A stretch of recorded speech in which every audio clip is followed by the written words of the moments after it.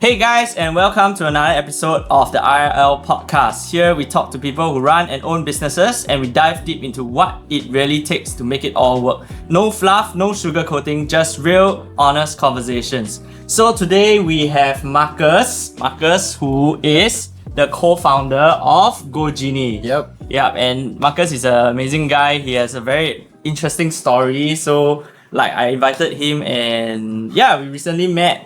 And I think it's very interesting, his story. So, why don't you introduce yourself? Hello guys. My name is Markus, co-founder of Go-Genie. Been an entrepreneur almost my whole life, for as long as I can remember.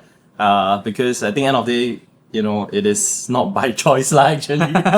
It's for survival purposes I mean, you always get a job. Why you didn't do a job? I did. In fact, my first job, I was actually, I think my first legal job, I was 12. Okay. Yeah. Somehow managed to find some fake identity to, prove that I'm 18. Then after I went on to be a mover.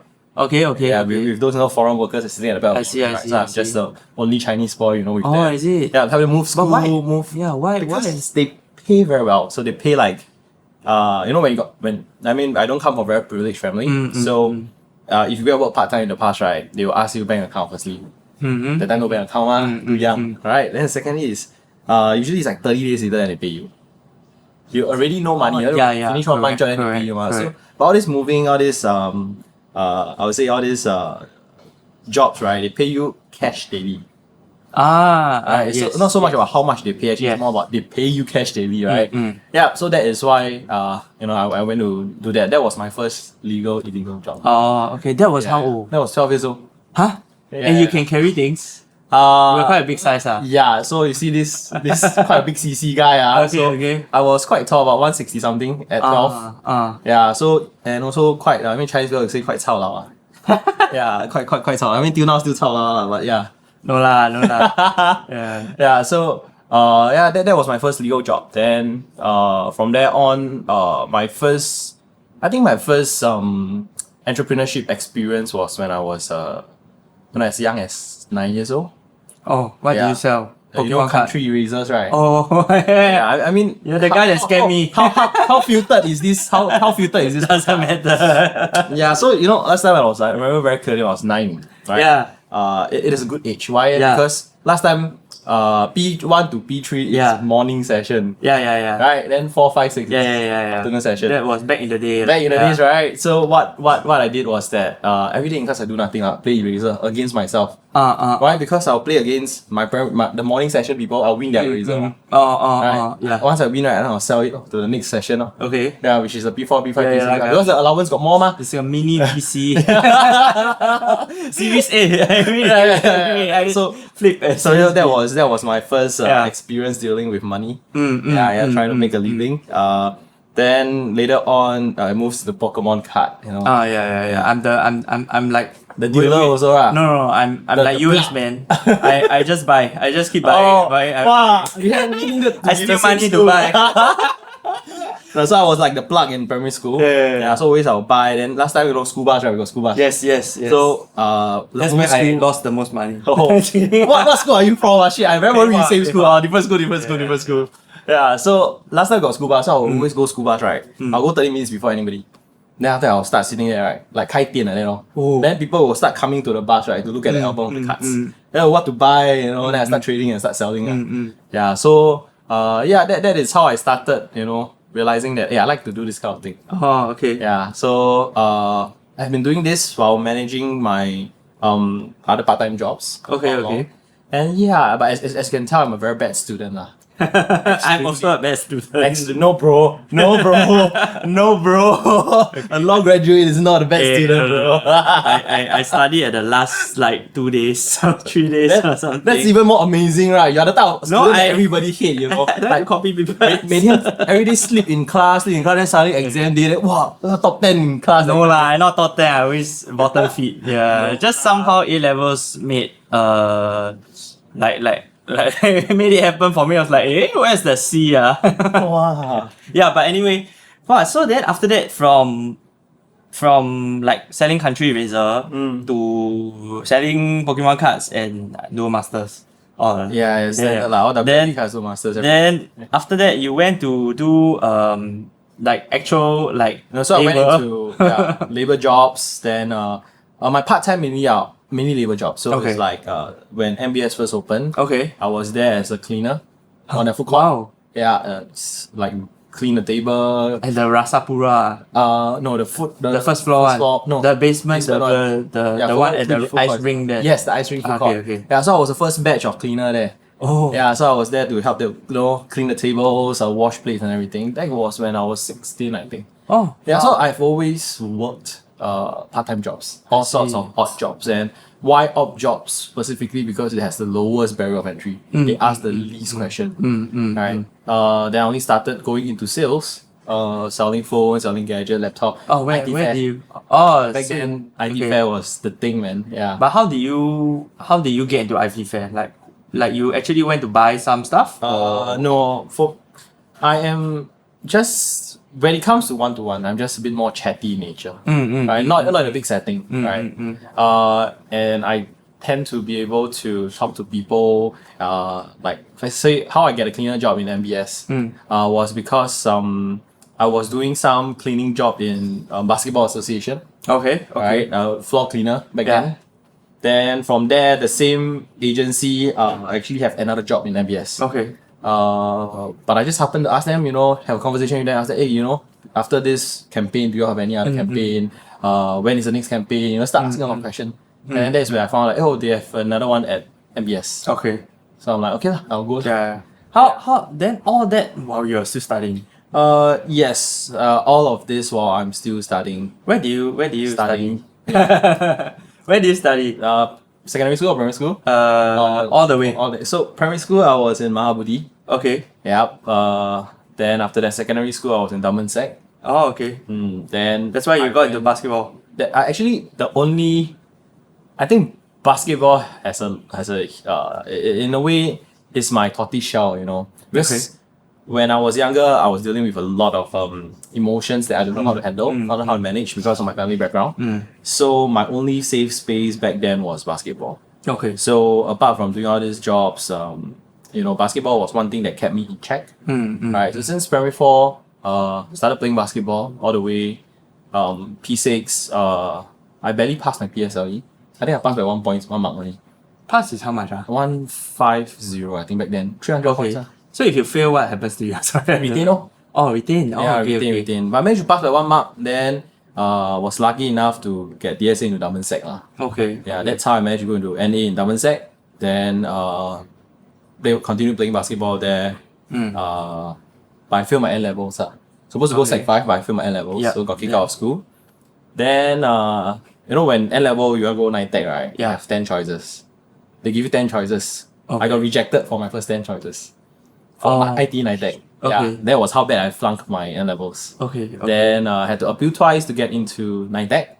Okay. Then finally get into 9 tech, Then from there on, 2 years later, went into diploma at LaSalle. Okay. Yeah, and after that NS already. Okay. Then after NS straight away, 3 days after I ORD, straight away flew to Japan and started my business there. Oh, okay. Yeah. What do you do in Japan? In Japan, I own a lifestyle club that serves ladies only. Yeah, this is usually, where guys get very excited. It was like, lifestyle club that serves ladies only, and they're still in Japan, right? Yeah. But actually, that lifestyle club wasn't that kind of drinking club, right? Okay. Back then, before COVID, I think yoga and Pilates were trending. And Pilates is trending now. Yeah, now also trending lah. Yeah, it took off before COVID. So I happened to have went on trip with my family to Japan. That was my first time there. We met some locals, spoke to some locals, especially the women, and realized that the culture in Japan is, a bit different. Alright. The women's there, when they're married, there's a lot of expectation on them. Right. They need to wait for the family, take care of the family. Everything is about family. Right. Not that it's bad, but it's just that when we had a chance to talk to them about what it's like overseas, you can always see their eye like, wow, glowing. Okay. It's like, oh, I want to hear more, I want to know more. See all this very emotional but very excited kind of feeling. Yeah. Right. Yeah. So that is where I suddenly had a idea. Okay. Yep.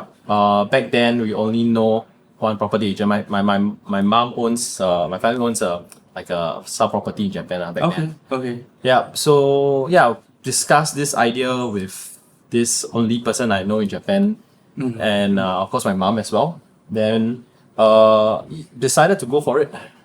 You know, took that 2 years in NS to think about whether I want to go uni Okay. or I want to go start entrepreneurship. What would you have studied in uni? It'll be architecture. Okay. Interior architecture. In yeah. LaSalle as well. I have a few choices lah. Okay. Okay. Yeah. So, but the problem is that it's not so much about the choices that I have, but it's more on how much money I have. True. You know. And Yeah. I asked myself this, you know, during NS. You got a lot of time to think and reflect when you're in the forest. Yeah. Right. Yeah. So, do I really want to continue studying? Is interior design or architecture something that I want to do? Yes and no. Okay. Right. To me, I am someone. I think I'm someone who likes to find opportunity. Someone who likes to build something. Right. And I just decided that, you know, going to school may not be the right thing for me. Right. I don't want to waste whatever money that I have or my family have, you know, to pursue something that I don't know whether will help me or not. If you had the money, would you go? Let's say, I don't know, the money and opportunity. Looking back now, I think I wouldn't have went still. Right, because for me personally, I'm quite a risk taker. Okay. Right. When I see opportunity, Yeah. the opportunity is maybe 10% success rate, right? Oh. I'll hit diving first. 10% is very good already. That's some of the things you're doing. Enough, yeah, I know, like, you know, enough for me already, more than enough for me. Yeah. So, which then I develop a defensive mechanism along the way in my life, is that whenever I make a decision, sometimes it may be emotional, sometimes it may be logical, sometimes it may be rash. Whatever decision I make, I don't look back. Okay. So, I be responsible to that decision that I make. Irregardless today is right or wrong. But it will only be wrong when I stop being responsible for the decision. That's my defense mechanism. How do you Yeah. how important do you think is that kind of like mindset for anyone who wants to be like successful in the entrepreneur way? I think to me, you know, there is so many entrepreneurs out there, right? Every one of them has their own way of protecting themselves or own way of doing things. There is no one way that is correct or wrong. That's what I would say. I would say for sure. Yeah. End of the day is what you truly believe in, right? For me personally, that defense mechanism came because of that defense mechanism formed up because of the type of things that I choose to do in life and the type of environment that I was put through. Right? We do not have a lot of support system. We do not have a lot of resources. And the best way for people like me to learn was to get on the ground, knock my head against the wall, and it's either I keep knocking until the wall break or my head break. And that is how we learn. Yeah. And sadly, that is how I learned. Right? Which is why you know, for entrepreneurs, I think the key thing is to really believe in yourself, right? In what you want to do, and not to be afraid of changes, right? Because I think as an entrepreneur, one of my biggest challenge was people telling me how much I've changed. Especially it's people that you love, people that you care about, your loved ones, your family members. And sometimes it's quite demoralizing because you thought that you're actually changing for the better. You're trying to achieve a dream, a goal. And that is where people say that entrepreneurships are actually very lonely. Right? Yeah. Actually, why would people, I mean, in your experience, why would people say that it is like wrong to change? It is not wrong to change, but I put it bluntly, right? The you today if someone from your primary school see you, alright, they may recognize you. Yeah. But they feel like maybe, 你变了. Yeah, Right, definitely, change, right? definitely, yeah. And or maybe the you 5 years ago, maybe your business partners, when they look at you today, maybe they'll say that, hey, you change again. Right? It's nothing wrong. Yeah. It's something wrong if people don't come to you and tell you that you've changed. Yeah, I agree. Right? Because Yeah. end of the day, we are adapting and growing every day of our life as an entrepreneur. Yeah. We are learning, the world may change at split moment, a change of political system, views, everything will change. And if we don't change and adapt, Yeah. then we are not actually growing. And all this environment change would actually change our mindset and character as well. Like one day you are extreme left, one day you are extreme right. Yeah. I used to be quite left. Now I'm moderately right. Yeah. Moderately, yeah. They call it economically conservative but socially liberal or something like that. Yeah. But I mean, why would it then be? You said like it can be demoralizing. Yes. Yeah. I don't know about you, I don't know about the audience, but for me personally, growing up, everybody will say the same thing about me. I always had a chip on my shoulder. Right? Like it or don't like it. Clearly, from selling all the scamming my money. Maybe you're the syndicate, the country eraser syndicate. Country. I didn't know Country Razor got syndicate. I definitely got left out of it. Yeah. Because I think personally for me, I have a chip on my shoulder. I always want to prove to my people that I love or care about that, hey, I can do better. Right? I'm someone useful to you guys, to the world. I tend to, even till today, I still feel like I live my life for other people. Right? Again, which is right or wrong. Right? But because of this, right, whenever the people that I'm living for come and tell me that you are not like that in the past, you changed. For example, back then in the past, simple thing like I can't speak proper English. Okay. Yeah, not until when I was like 16, 17 years old. Okay. Right, I can show you guys the Instagram DM that recently my secondary school friend sent me. I was like, wow, how come your English suddenly improved so much? Right? Yeah. And all these small little things, right? There's changes that happens in your life. Sometimes it's your environment, sometimes it's because you're forced to do it. Just like Chinese at the same time also, right? I can't even write my Chinese name in the past. But now because, we met in China, right? Now because the world, there's a lot of opportunity, right, in China. So yeah, I'm also forced to read more, to learn more. All these small little changes that people sees, if they don't know why you change, sometimes they may feel like, hey, his essence is fake. You. Yeah. I get it. Yeah, there was that his essence is fake. Yeah. Because he wasn't like that when he spoke to me last time. Yeah. But that was like... But it's very childish, right? It's not childish. You cannot blame these people. Why I say you cannot blame these people? Because that is the you that they know back then.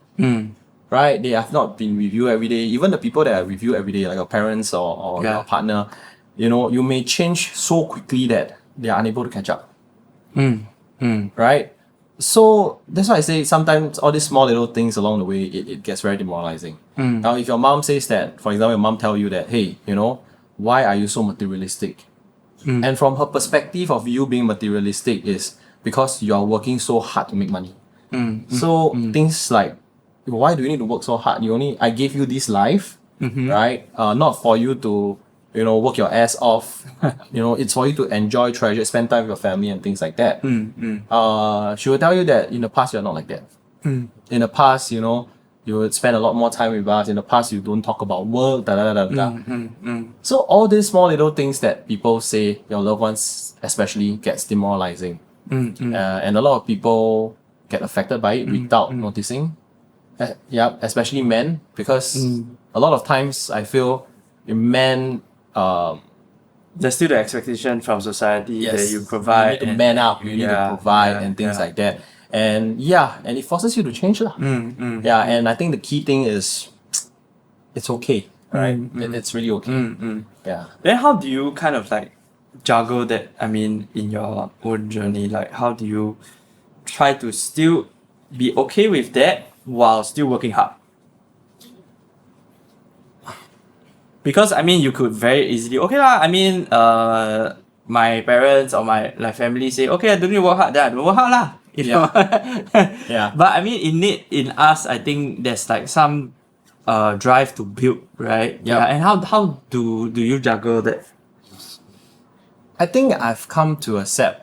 The first thing is I come to accept who I am. Right. For the last 5 years after COVID till now, it's a lot of finding out who I am, what I like, what I live for, and what I don't like.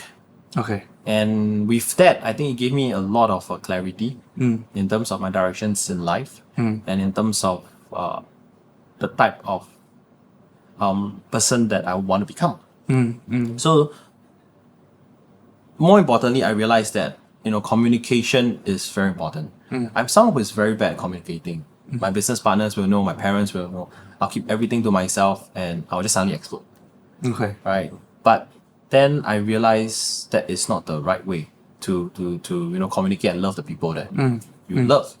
So for my parents, I try to communicate with them more and find out from their perspective, what do they expect from their son? Okay. What is their love language? Right? Sometimes, maybe in the past, I'll feel like, I buy a lot of things for them and that's me loving them. But what if, their love language is just me, calling them every day to talk to them over the phone for 30 minutes or 15 minutes, check in with them. So these are the communication that you need to have with your loved ones, with your partners and everything. Because once you understand where their love language is, it's easier for you to manage the expectation. Yeah. It's easier for you to provide and give. Yeah. You don't have to constantly feel like, I'm doing so much, I'm giving you 100%, 200% of my time, but it's not enough. Yeah. Right? So, I think that is one way to Being manage like your effective also in like the way you love them also. Yes, correct. Yeah. But I think people like us is, for me personally, I'm more emotional, Okay. right? So a lot of things I do for is, whether I like you or I don't like you, I love you or I don't love you. Right? Even the people that I work with, it's always about first vibe check. Yeah. Whether can we I think vibe or that's not? very important. I think If we that's can't very vibe now, then how are we going to work together for 5 years? Correct. How are we going to work together for 10 years? Right? Yeah, so this is how I manage myself now. There's still a long way. I mean, we are still now midlife crisis, consider midlife. No lah, mid lah. You're gonna die at 60, man. Cannot be right. I mean, right? Quarter life. So I think a lot of people our age, they are facing similar issue, right? Trying to find their identity, trying to know what's the next thing for them. What is their direction? Yeah. Some people will want to then go for a lot of courses to upgrade themselves. Some people want to go and travel. Irregardless of what you want to do, I feel enjoy it. Take responsibility for it. Because so long as you take responsibility for your decision, that's what I feel. Yeah. You'll never fail. Right? Because today, if you look at any entrepreneur, they like to tell you, hey, he failed so many business, bankrupt so many times. Of the 20 business, he only succeeded one time. Yeah, so the key thing of all these stories is not about telling you need to fail 20 times before you succeed one time. Or entrepreneurship will keep failing, then you jackpot one. But it's not. It's because they are responsible for their decision and they didn't give up. Yeah. Right, I think that's the most important thing for people our generation, whether you're an entrepreneur or whether you are today just working for somebody, have a professional career, nothing wrong. Yeah. If someone wants to do business, right, do you think there's kind of like a hype? Because you were saying like some people fail 20 times but didn't give up. But some I don't know, like logic kind of like says like if you fail so many times, maybe this thing is not for you, right? Yeah. Well, which is why it's up to how you want to live your life. Right? What's the reason you're working hard for? Yeah. I failed many times. Alright, my current business is doing okay. But at any point of time, if we are not responsible for the decision we may fail also. So in this whole life, I feel like there is no way you can determine or anybody can determine how successful you are. Yeah. right? Today you're a determined entrepreneur being successful because they made a lot of money, they have successful business, da da da da da. But what if today I just want to have, enough to provide for my family, and yet at the same time be happy and take ownership of what I'm doing? You can think that I'm not successful because I'm not making as much money, but I can feel like, damn, I'm successful because now I can provide for my family. Yeah. I'm taking ownership of my Yeah. own decisions. Those are the most successful people, I feel. Yeah, so Yeah. end of the day, right, there is no right or wrong way. Some people, you can try 20 times, 30 times, there's always this visual meme in social media. This guy, trying to dig a ground, then he turn around where the mine is just like a little bit more. Have you seen that photo No, before? I don't know. Okay, this Yeah. is always appearing on my feed. Is the elbow working? Just kidding. So to me, I feel like it doesn't work that way, right? Because end of the day, what you are chasing for, if it's wealth, Yeah. then there are many ways to Yeah, make yeah. money. Yeah. Right? If you're chasing for happiness, everybody is happy in different manner. Yes. Right? Yes. So end of the day, what do you want in life? That's why the clarity is very important. Right? And also you need to remember that what you want in life now May not be the same as may not be the same as 5 years yeah, later correct. or 5 years ago. And it's fine. It's Yeah. totally okay. Yeah. Right? That's why just enjoy the journey, take responsible for your decision, and just be you. And along the way, once you start taking responsibility for a decision, you realize that, hey, maybe I like to do this. Yeah. Maybe I like to do that more. Right? And just go for it. Yeah. There's no end until you take your last breath. Right? Some people, they say I'll retire at 40, retire at 50. So what's next after retirement? Yeah. What And do you want? I think like for some people, like they only remembered how it is like to work. And I think for a lot of our boomer parents lah, right? Yeah. They have been working so hard through the system and getting a good life for their children. And then like for me, like I left the house, I have my own life, and they have enough to survive, Yeah, right? yeah. But then from then on, it's like, What's what do I next? do? Yeah, it's like their whole life is like, cause I'm the only child, right? So empty nest, and then they got like really like dramatic during my wedding, but Yeah. like it was like a manifestation of, I feel a manifestation of how they couldn't process like me leaving the house, and then the meaning of their life is like now What's next? Yeah, Yeah. what's next? Yeah. Yeah. I think this is very valid and very true. And a lot of time we see this in our surrounding with our closest people, right? Just like entrepreneurship, it's Yeah. the same. A lot of people say, today I want to do a startup. I want to IPO. Then I build it, then how? Yeah, IPO then how? What's next? Yeah, share price. Right. So you see, it's the same thing. I always correlate life and business. How you treat your wife is how you're going to treat your business partner. How you treat your family is how you're going to treat your investors or business partner, right? And how you plan for your life is you can really see it in how it's going to be like when you plan for your company. A lot of time, when we are chasing the material wealth, we tend to look at the dollar value. Because that's the easiest. Yeah. Right? KPI. Yeah, that is the easiest to pinpoint Target. whether Yeah. I made it or I don't made it. Yeah. But this dollar value, to me, is very superficial. Right? Because end of the day, right, this dollar value may not be able to bring you beyond what you truly deserve in life. Today, Yeah. say for example, I want to retire with $5 million in my bank. I finally hit $5 million at Yeah. 50 years old. Then I retire. Then what's next? Oh, people will always say, I will travel the world. I will do this. I will do that.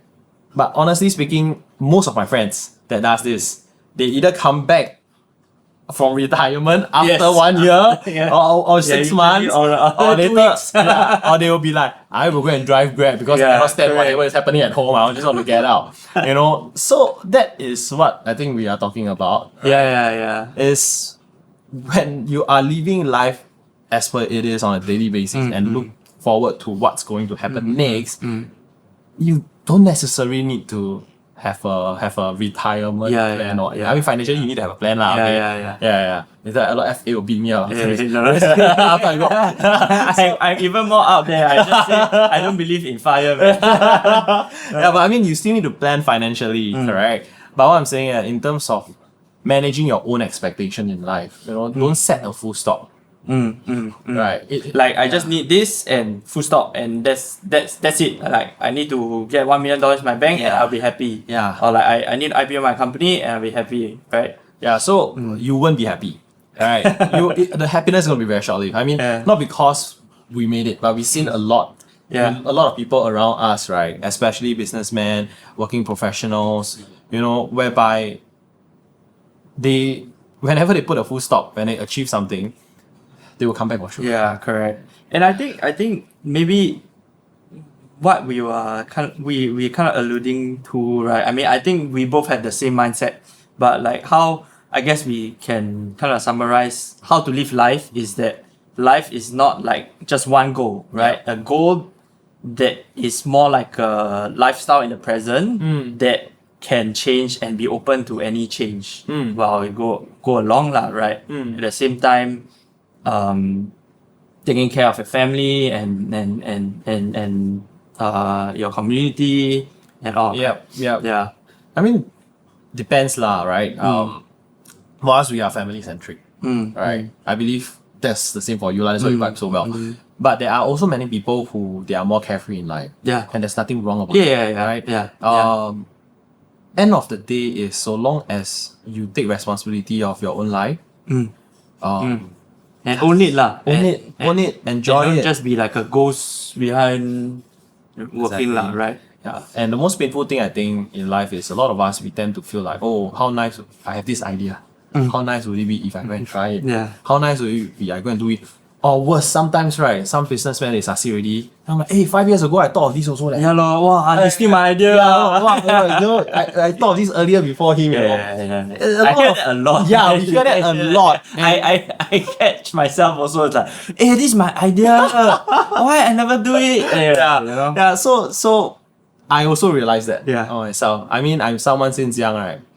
Very, it's a king lah. Very a lot, very creative. I use it at the wrong places. So I always have a lot of ideas, and I always feel I caught myself doing this a lot in the past. Like, hey, I thought of this before. Hey, I thought of that before. Hey, how come this person can become so successful with the same idea? And things like that. And that's where I realized, right, I need to take ownership of myself, even what I think of, right? And whenever it's I don't know if it's a good or bad habit now, but now that I know people, I have more resources than I have in the past. I know how to run a business and things like that. Whenever I see a problem, whenever I have an idea to solve it, I will jump into it straight away. Just try and see how it works. Irregardless, whether I need to do all the planning, the numbers, I'm like, you do a very surface. Right? But what happens to a lot of people is that it only stays on whiteboard. Right? It never actually gets executed. Yeah, correct. So for my case, I only spend like 10% of the time planning. Yeah. Right? Whether this makes sense, basic numbers, basic resources, everything. And just try to execute. Right? Don't even look at it as a business. Don't even look at it as anything viable yet. Try it. Right? If it's a solution that solves pain point, go and solve the pain point. Right? Don't even need to think about scalability. So long as you're really solving a problem, I feel that is where money are. Right? That is where reward will come. And that's where that will determine your solution, your business will work or don't work. Yeah. So get down, get the deal and do it first. That's what I feel. Yeah. So what pain point is Go-Genie actually? Now that we talk about companies, right? Yeah. So I think today Go-Genie, we are a logistic tech platform. Today we are very similar. We can do what DHL can do. Okay. But what's very different is that companies like DHL, so that they own physical assets. Yeah. Right. Where we are, like planes and stuff, right? Yeah. We own none of the assets. Or rather, we use the technology, we build a platform, we build an ecosystem that brings in key stakeholders together to solve the inefficiency and to share resources. So say for example, today an e-commerce seller. Yeah. Today you are selling between 10 to 20 orders per day. Packing everything from your home, then you look for 3PL to deliver for you. But as you are growing in your business, you'll come to a point where when suddenly you have 100 orders to pack every day, or 1,000 orders to pack every day, naturally speaking, you'll be like, it's a good problem. Yes. But then again, that is where more investments come. Correct. You start paying for the expensive resources in Singapore. Yes. So you go for rent a place, a warehouse. You go and hire manpower. Yes. Right? Relate. Yeah. But then suddenly, all of a sudden, you realize that the cost changed. Yes. This business is not so profitable anymore. And now you need to manage a logistic team on top of your sales. Yes. Right? Yes. So that is where a lot of life sellers are facing this problem today. But where Go-Genie come in is today, we provide you, once you're on board on our ecosystem, we help you to run all of your fulfillment, delivery, your logistics, everything all under one ecosystem. For your case, you're a seller, you just need to manage your operation through our platform. Right? It sounds a lot like any other logistics company. But what's different is today, our limitation in terms of what we can provide is not based on what good a company have, but rather is based on what our ecosystem have. Because today we have like more than 20 3PLs on board our platform. Alright, your JNT lah, your Park and Parcel, Shopee Express, they're all on our platform. Right, we have about 10 warehouses that are part of our platform. So what all this means is that today we are able to utilize their resources to provide you the solution and the services that you need. And we customize it based on what you need. It is extremely modular because today, for example, you go for DHL. Not saying, I mean, they are the best in the market in terms of delivery standards and everything. Oh, better than FedEx and everything. I mean, they are the top three lah. But their pricing is like very high. Yes. They keep calling me. I say I know no money. It's super duper high, right? It's only 5 times more than what the local courier company is offering. But then again, today, what if you can get their service standard? Okay, maybe less a few things, but at 1/3 of the price or 1/4 of what you're charging. Right? Because whatever DHL provide today, you might not need it. As a seller. End of the day, you just want your goods to arrive your customer. Actually, why is just still so expensive when other people can do it so cheaply? Put it this way, they really have very good SOP and very good like delivery standard. I give you an example. Today, right, a local courier company do a delivery for you. They will just drop outside your door and they will take a photo, they will leave. Nothing. That's all. That is the cheapest form of delivery in Singapore, right? Which works. I mean, it works, right? In Singapore, it works. And for DHL, today, I don't know if any of your audience experience the same thing. When they deliver a parcel to you, right, if you don't sign it, right, they will come back again. They will come back again. They cannot leave it outside. Even if you give them a text message, a call, right, they will not leave it outside because that is security, ma. And when they deliver it to you, right, you have to sign on their phone. They will take multiple photographs. There are a lot of all these steps. And even before that, all the automated SMS, the email confirmation and everything. Yeah, they set a standard. That is the really top tier standard. But again, the seller has the kind of resources to spend on that. Does your targeted audience wants to receive it like that? Right? Because for me personally, recent experiences, I bought something. I paid for express delivery. I hope to receive it soon. Obviously, I want to receive it in 3 days' time. But I only receive my parcel after 10 days because I'm not at home all the time. And they cannot deliver. DHL. I mean, we don't say the company. So this type of situation happens and it gets frustrating for consumer, right?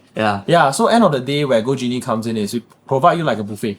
I see. This is a platform. This is the type of services that we can provide. Marketplace. All sorts of delivery solution. You can check the box. This is what you need. This is what you don't need. And the price will be catered based on what you need.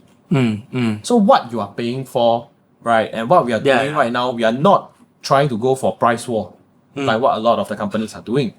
Or rather, what we are doing is to match the right company and the right customer. Type of courier service. Correct. Okay. And on top of that, we serve as an additional layer to protect the interests of both the logistic service providers and also the consumers. So we basically take on things that everybody don't like to do. Okay. And then we manage manage it under our platform and tech. Yeah. Yeah, because I had a few friends who they also got laid off from like all the big logistics companies. Yeah. I heard that they like are doing quite badly lah. Yeah. Why I was thinking, is it because of like a lot of local 3PLs coming up and kind of like just price war them, you know? But like, I mean, from your perspective, being in this industry, what do you think is the reason? Singapore is a very unique, I would say it's a very unique industry for last mile logistics, especially. Today, if you go into Vietnam, right, or even Bangkok, if you buy something, even if it's from Ho Chi Minh to Hanoi, you will receive it in 1 day. And it costs you as low as $2. It's crazy. That's like China, man. Yeah, it's exactly like China. And yet again, these countries, they are not first world country. How come they can have such a robust infrastructure whereby a first world country like Singapore, when you buy something on Shopee, you'll receive it 5 days. Or you buy something anywhere average 5 days 3 to 5 days, right? And it costs you what, 3 plus? 3 plus 4, around around 4 around there between 3 plus to 5. Correct. So that is where Singapore is very unique. And the best part is, right, in other country, I give you an example in Ho Chi Minh itself. 1 day they are dealing with currently maybe about 2 million, 1 to 2 million or 1 point something million parcels a day. Wow. Yep. In Singapore, we are per day we're only dealing with about 300,000. Sorry, Ho Chi Minh is much more lah. Sorry, I forgot what's the exact number, but in Singapore we're only dealing with 300 to 500,000. Okay, a day.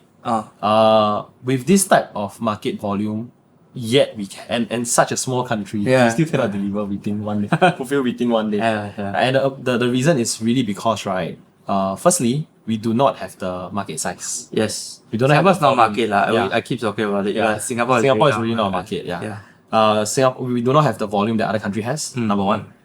Number two, the cost of setting up a logistics fulfillment center, even a delivery company, extremely expensive. You know, van rental today is about 1,500 per month. Oh, might as well just buy one already. Yeah, and the best part is the 1,500 you have to pay up front, plus the deposit up front, plus your 1 month petrol before you get paid next month. So the barrier of entry for all this delivery riders is very high, right? So with all of this in play, right, from a business perspective, today you're Amazon, you're Amazon, you are Cainiao. You look at Singapore, will you be willing to spend like maybe 200 million in this market, bringing all the automation, the solution? You calculate, when is my ROI? When is it going to happen? Is the market picking up? The market is not picking up. You think the cost is also why, like, let's say Shopee does their like collection center in like someone's house, you know, they give you like $300, can you set up a collection center in your house? That is actually to be honest, a very smart way, right? Because today, where we are coming in, when we talk about sustainability, a lot of people are talking about sustainability, whether is it the environment or the business. But they keep coming out with ideas that require you to put in more money to develop new infrastructure and new resources. And it's going to be never ending. Right? Because today, right, you're not the only company that's doing that. Everyone in your industry is doing the same thing. So with all of this infrastructure being invested right now, you guys are going to end up competing with each other, going to price war, and then try to squeeze out of the entire thing. And that's what's happening. Right? And this year you probably will see a lot of a big shift in the logistics in Singapore. But back to where we are. So why I say what Shopee did, paying all these pickup points, all these people is smart, is because today, in order to increase the efficiency of this delivery, they need to shorten the distance from one point to another. Right? So rather than paying and building and running one collection point, they tap on the existing resources that is available. Right? And this way, it can give them the same kind of results at a much lower cost. With no real infrastructure cost as well. Yes, correct. And the smart thing about that is that today, you know, the running cost is not on them. Yeah, correct. Right. I mean, you get a flat fee of a certain, or I think they get a flat fee plus the amount of parcels that they actually give. So where GoGenie is doing, we are doing something similar as well. We work with logistics service providers. We pay them Yeah. Okay, for whatever services that they are providing for our customers, right? So we provide them the demand, Yeah. but at the same time, right, we also provide them the supply. Yeah. So how do we do that? Is today once we provide them the demand, we'll be able to see where is the inefficiencies. For example, delivery route. Yeah. Some of the area they may not be so efficient. So where we come in is to tell them that within our ecosystem, there is someone that can help you fulfill this route that you are inefficient. Yeah. We can, you can pass it to our ecosystem and we'll handle it for you. So we also provide them a solution to help them solve their inefficiencies. So this way we create a vested interest with our stakeholders, and that is how we grow together organically as a platform lah. Yeah. Where do you see this GoGenie going towards from? I mean, now it seems like very fully developed really. Are you gonna like develop it, change the model a bit? So what we have been doing for the last 1.5 years is to build our mainframe, this main ecosystem. Okay. Right. We face a lot of challenges initially. Because we didn't position ourselves correctly, and a lot of logistic companies thought that we are another startup express company that's going to challenge them. Okay. Right. So that 1.5 years that we built, we managed to onboard a full suite of solutions. Now, so long as it's domestic logistics solution, GoGenie are able to provide. Okay. But that is not our main product. Yeah. Right. Our main product is still tech. So where GoGenie next phase, what we are going to do is we are going to come up with a lot of AI-powered solutions for merchants, logistics service provider, and even gig workers. Right. The first product that's going to be launched in Singapore is going to be seller-centric. Okay. Right. Today, a lot of sellers, when you use any logistic WMS system, everything, so complicated. Right. That's why the barrier of entry is very high, not because it's expensive, but it's so difficult to use. Yeah. Right. You make a simple job, Yeah. right, difficult. Yeah. Right. So where GoGenie comes in is we're going to provide you a dashboard, an AI-powered dashboard. We're trying to make it as simple as possible. It's just like, prompting ChatGPT. Okay. Right? How many orders do I have today? Yeah. Immediately you prompt out your Shopee, how many, TikTok, how many, Yeah. all consolidated under one platform. Yeah. And you just prompt it, I want to fulfill them, let's do it. Then immediately the next step can be printing out your way. So keep it very, very simple for all sellers. Yeah. Right? Because you guys don't need to be trained and know all the logistic jargons. Yeah. Right? That's what we feel. Yeah. So Well, that's like, what's a way bill? yeah, correct. So where we are coming for our next product, right, is it's going to be an AI-powered dashboard for sellers to make it more streamlined and easier for them to use. So we are also heading towards Southeast Asia expansion. Yeah, we have established our office in Vietnam. Okay. And also started a pilot program in Cambodia. Here's where GoGenie today, what we are building is really targeted at Southeast Asia. Southeast Asia is going to be the focus in the next, 5, 10, 15 years, right? The infrastructures will have to catch up. The technology will have to catch up, right? Yeah. The business definitely needs to catch up. Yeah.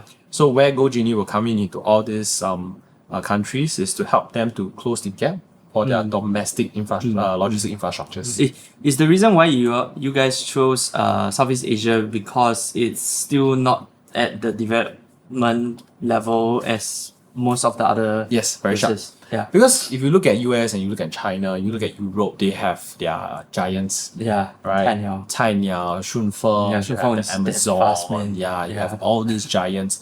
But you realize one thing, all these giants, they have been facing same issues breaking into Southeast Asia.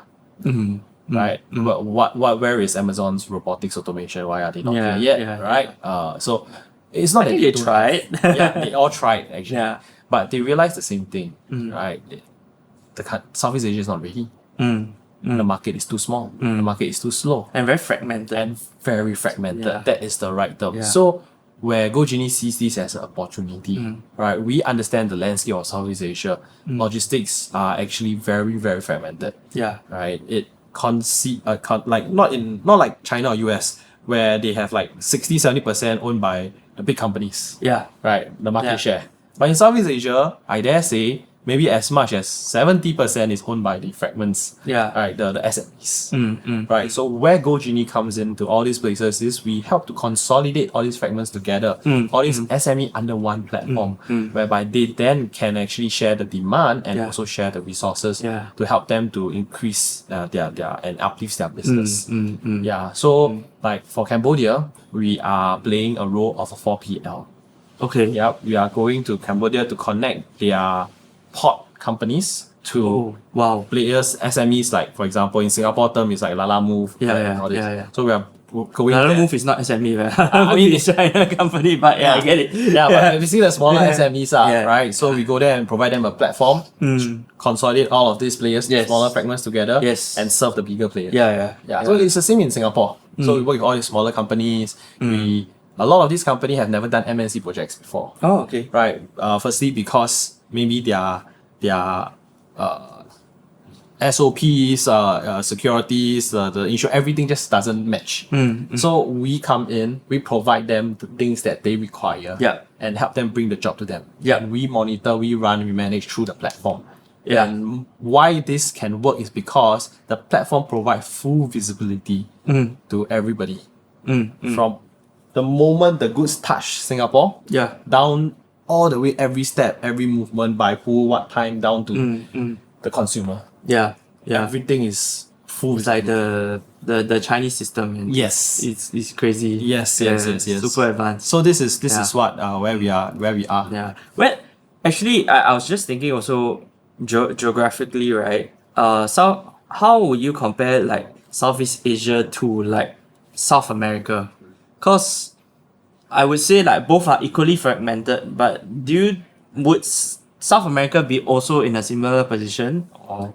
Yes and no. But why Southeast Asia is because strategically speaking, they're closer to each other. Right, in terms of geography. And they are more clustered. And most of the business are connected with each other. Okay. I'll give you an example. Today, I'm working with logistic company A in Singapore. They're on board our ecosystem. They have benefited from the ecosystem. Now, GoGenie wants to go into Malaysia. Company A has like a branch, some company in Malaysia, right? So all I need to do is, hey, I'm branching into Malaysia. Do you want to come on board? And, it becomes very seamless and much easier. So as an entrepreneur, I focus a lot on what is the resources that is around me. I don't go and think of trying to look for more resources to build a solution, or rather because of my experience, I look at what is available near me. With what's available near me, what solution can I come up with? Right? And then from there, if it works, then I go and look at where can I get more resources to build this solution. Right? Because that part would usually be the scaling part. Correct. Right? So this is my way of doing things up. So which is why GoGenie today, we target Southeast Asia. Firstly, it is mainly connected. Although it's fragmented, but somehow rather it's still quite connected. And it's easier for us to expand and grow. At the lowest possible cost. Do you feel like the language plays a role, because like it's really quite different, all the languages, right? Yes, across the border, definitely. You get so many different languages. We are very blessed to be Singaporean. Firstly, right? I'm not going to get political here, but I'll just say that we are very blessed because our educational system forces us to be bilingual, right? So today, irregardless to going into any of the Southeast Asia country, somehow they will still either know English or Chinese. Oh, okay. Right. And that makes it very easy for Singaporeans to actually step foot into Southeast Asia and actually to establish a business as well. And Singapore, being the financial hub of Southeast Asia, people we have a reputation also in Southeast Asia. Right. Because we are more law-abiding citizens compared to other countries. We have a good branding. We have a better branding. So it really gives us the edge when we want to go overseas and set up our own business or work with local partners. Do you like what you were saying just now, like working within your resources that is available to you, and then seeing how you can build from there, right? Do you feel like that's something that it's kind of like a rule that or like a success formula that people should take rather than, let's say, uproot themselves completely and go to the US or somewhere and then hope like go and hustle over there and hope one day something happens to you? It is, I would say it's not a success formula, but I would say it's the easiest and fastest formula for you to start something if you truly want to start it. Right? Like I mentioned just now, don't think and plan so much on the whiteboard. Right? Yeah. I'm someone who just go down and go and do it and Yeah. try it for myself. Yeah. And if you want to try it, if you want to close the gap of the speed, if you still need to go and find resources to solve it, right? Honestly speaking, right, by the end of the day where you finally get resources, you already know more strength and you forgot the idea or your opportunity just ran away. Right? Whenever there's an opportunity, there is a time. Right? So the speed is of essence, time is of essence. So which is why I think the easiest and the fastest way is to look at the surrounding around you. Look at your surrounding, what resources you have, who are the people you know, right? Let's say today I know Isaac. Right? I know what Isaac is very good at. Isaac is very good at solving problems. Isaac is very good at connecting people. I have this set of idea. Can I go and share with Isaac and see if Isaac have any inputs or potentially maybe want to work with this? These are resources. People are your best resources. Right? So yeah, act on it. You know, go and talk about it. Go and ask people. Go and figure it how to work by doing it. So is that kind of like your modus operandi to, like, let's say, like for example, you open a branch in Vietnam. So that's how you kind of like work around your resources and jump into a new territory, because it's very scary to go into a new territory, right? Yes. So why we got into Vietnam and Cambodia first, people will be thinking, I say Cambodia for example. I mean, Cambodia being Cambodia, a lot of people heard many things about Cambodia. Most of the things are true. I mean, every countries, every place have two sides of a coin, right? Even for Singapore ourselves, if you find out enough, you know what's the other side of the coin.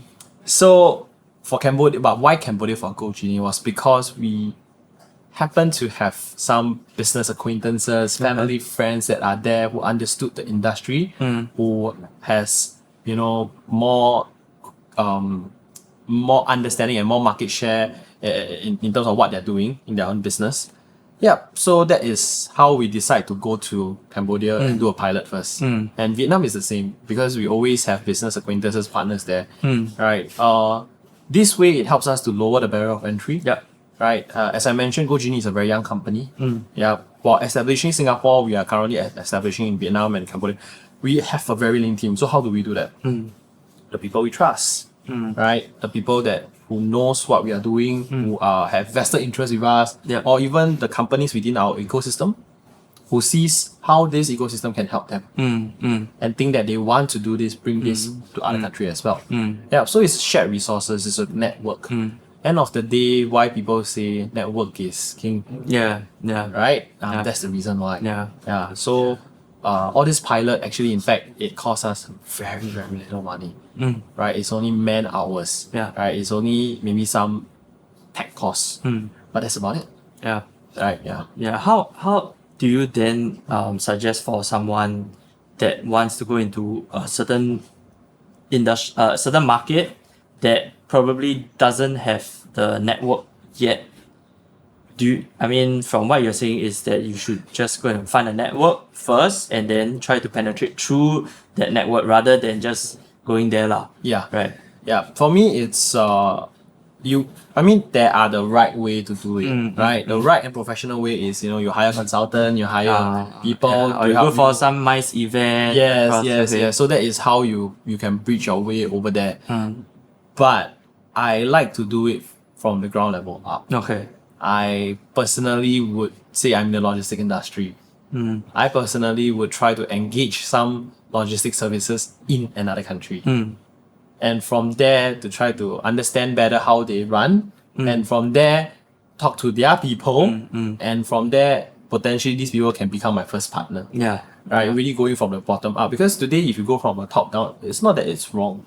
But it's just that there will be a lot of things to get blindsided.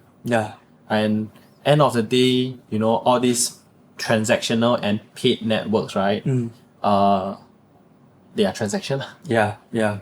Yeah. You will end up having to pay more, you end up having to come up more, everything's about the dollar and cent. So if you are working on something that's really solve problem, Yeah. you go in from the bottom up, start really solving problem from the bottom up, people will see the value. Yeah. And also probably because this is our job, our business nature lah. Yeah. Right? We are solving problem on the ground also. Cool, man. Yeah. Thanks for coming down. So that concludes our episode with Markus. And if you guys want to find him on Instagram, on LinkedIn or what, is at Markus.lyc at no, wrong. at Markus. No. So my Instagram is Markus.lyc, but GoGenie Instagram is GoGenieSG. Cool. Yep. So please Yeah. like and share. Yes, so if you like this episode, please like, subscribe and comment down below, and I'll see you in the next episode.